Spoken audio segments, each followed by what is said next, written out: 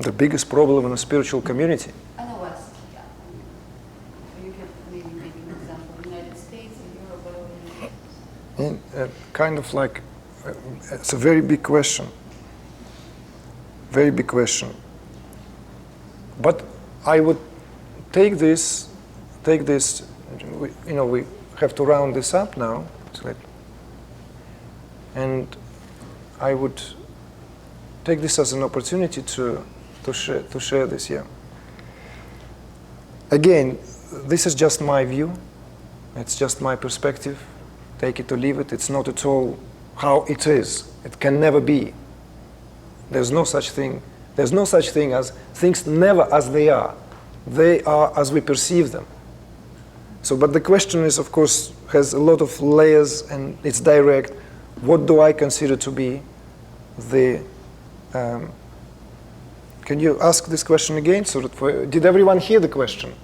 No? What is the biggest shortcomings or problems or kind of a hindrance or lacking and current in the spiritual community? And do you have the solution? And just in your opinion. Okay, yeah. So we've got that all, right? Yeah.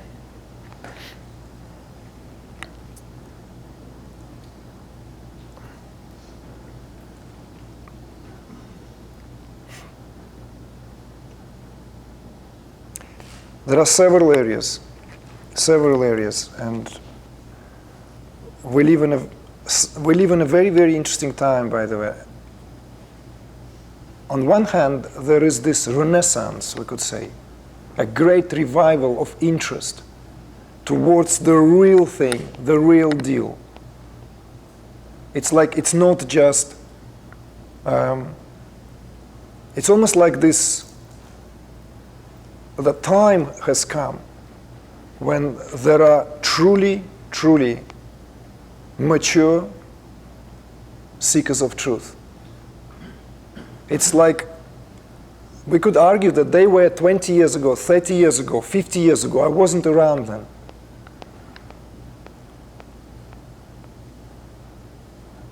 And we could say that, oh, wait a minute, what makes us say that today they are more ready or more eager than those who were back then?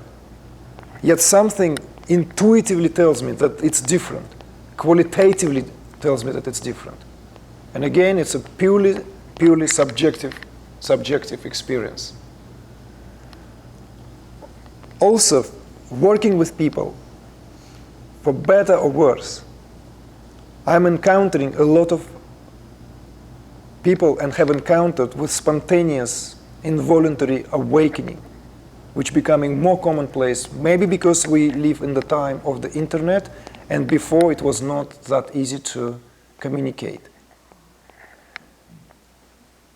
Now, but you're asking me about the situation and what is the dilemma.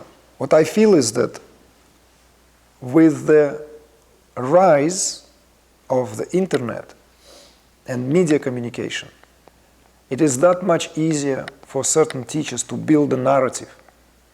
And essentially, on one hand, it's like a two-edged sword. On one hand, the teaching can be the teaching becomes accessible because of that. Before, it's like one has to travel to India, to China, to what have you. One has to travel, one has to go, there's no way. Now, it's all there. Every teacher has a website. Every teacher has seminars, webinars, online, live workshops, this, that. Facebook, not to mention all these tools that are available there to promote the work. So it should be easier, but it makes it more difficult for sincere seeker of truth to find in that sea of choices. Because the market of spirituality is just like that, it's that market. That market is like a Wild West. Among the friends and peers in the field, we speak about it as a Wild West. Many people appoint themselves there in that very, very fashion of like, star is on the chest, here's my town. And But the demand is there. The hearts of the ego seekers are there, you see? But it's not easier than it was before. To my view, it's more difficult, because now more discernment is required. It was maybe easier because there were some much more recognized figures standing out. You plan your trip. I'm going to go to see that teacher next year, and you prepare for that. Or I'm going to go and be with this teacher. Or I'm waiting when that teacher will be traveling. No need for that. The North Bay Area, the San Francisco Bay Area, all teachers go there, myself including. This is what I call spiritual entertainment. So now we're coming closer. I'm coming closer to answering your question in more direct terms. What I find is that there is still tremendous misunderstanding in the world of spirituality today, because with the rise of these teachings, popularly known as non-duality, more specifically known as neo-Advaita. Neo-Advaita is a combination, it's a postmodern term. It's a combination of English and Sanskrit term. It's not Advaita Vedanta as it is known in India. It is neo-Advaita.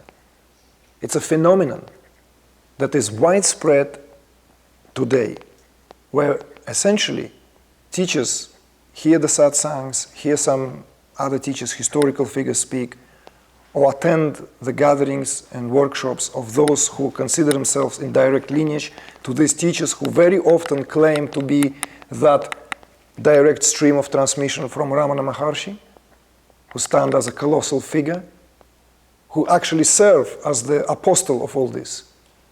And the predicament is that it is essentially a watered, milked down, I would say, in muddy waters of misunderstanding of the profoundly original, insightful, penetrating, authentic teachings inseparable from the culture where it rose. This is this tendency to take something we want, strip it bare to the essentials we think are suitable to us, and leave what actually constitutes the complexity and uniqueness of that teaching. And in my view, these teachers like Ramana Maharshi, through that Papaji lineage, which was never sanctified and never confirmed, produced this, not an army, but certainly a battalion of teachers. Some of them good teachers, some of them mediocre teachers, some of them simply should not be allowed to teach. Why? Why that is? No, it's not because anything wrong with someone deciding to teach. No. What is being essentially sold here is a false silver. It's the false currency, because there is a growing tendency to interpret these teachings that all there is this oneness. All there is this awareness. And even this bodily awareness, even this awareness of mental faculties, all there is to understand. There's no seeker, nothing to seek, no one is seeking. These are poisonous, mediocre perspectives that are very quickly adopted in our supermarket spirituality, because this is tailored for the jaded seeker or immature seeker. Both. It's tailored for that jaded, tired seeker. I'm tired, 30 fucking years on a path, and I still don't know what this is. Or someone who is totally green and sour like an apple that is still just budded out of the flower. They buy these teachings because that's a confirmation of staying in a, not confirmation, affirmation of remaining in a status quo. These are not viscerally lived teachings. I don't want to start making now I don't want to say how many and what. I would certainly not go down to namings, but to me this seems as a great opportunity is wasted, because there is sincerity in the part at the same time, and there is a need for that as well. Now, with this situation, we have a totally different camp, totally different situation, that yogic camp, I call it. So this neo-Advaita camp, that essentially people don't give a damn of anything to do with how to educate themselves, neither on mental, physiological, neurophysiological, any levels. Entertain me that I'm already this. Let me go home and sleep well, that in the knowledge that I'm essentially this pure awareness. Let me for a moment feel and imagine how it would be to not identify with the body-mind conglomerate. Ah, that's good. That feels good. Of course, a glass of wine helps, and you have, mortgage is being paid, everything is running smoothly in life, of course it's good. Again, it's that pop spirituality, as pop and it's gone, it's nothing. The teaching that inspired it is profound, don't get me wrong. The teaching, the sources are profound. But how and where it got milked down, it's another story.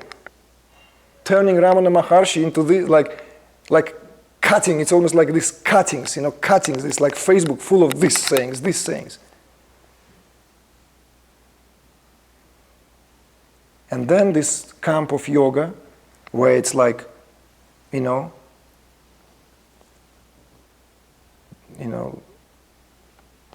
perfecting this downward facing dog, and that and this, and endlessly going into this physical aspect of yoga constantly. And it's funny that they very rarely overlap. And then of course we have that new age, which is essentially a therapy tailored, psychology oriented.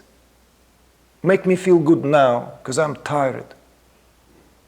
Quick solution for now. And all this is like drifting kind of.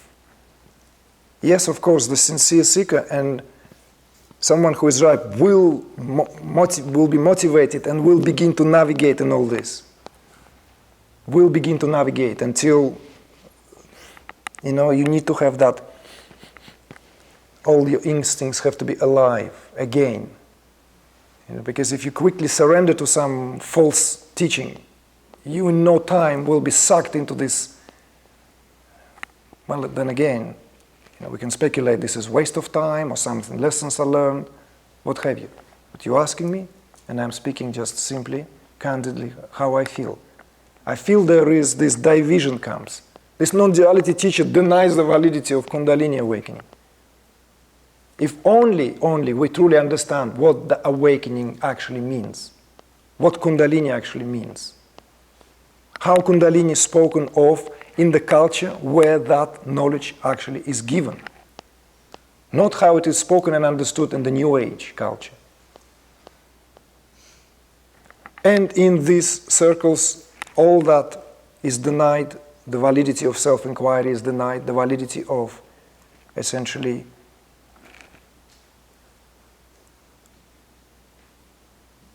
that introspection into the nature of awareness, because one thinks that if one is continuously doing something on a yoga mat, that one will become a great yogi.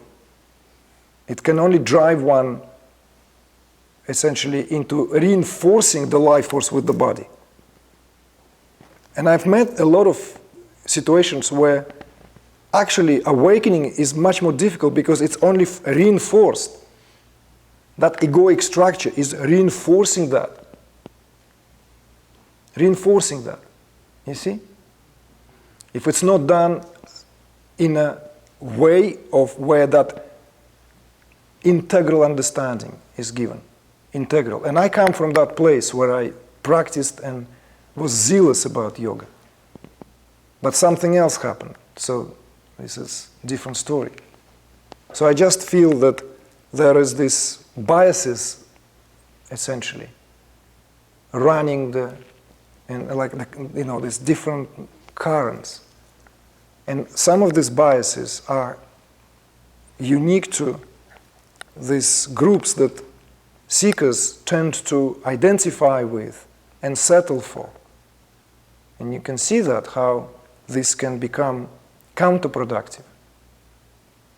It's almost like we want to direct our attentions, among other things that we work towards as our small but gradually growing community, to dialogue on these matters.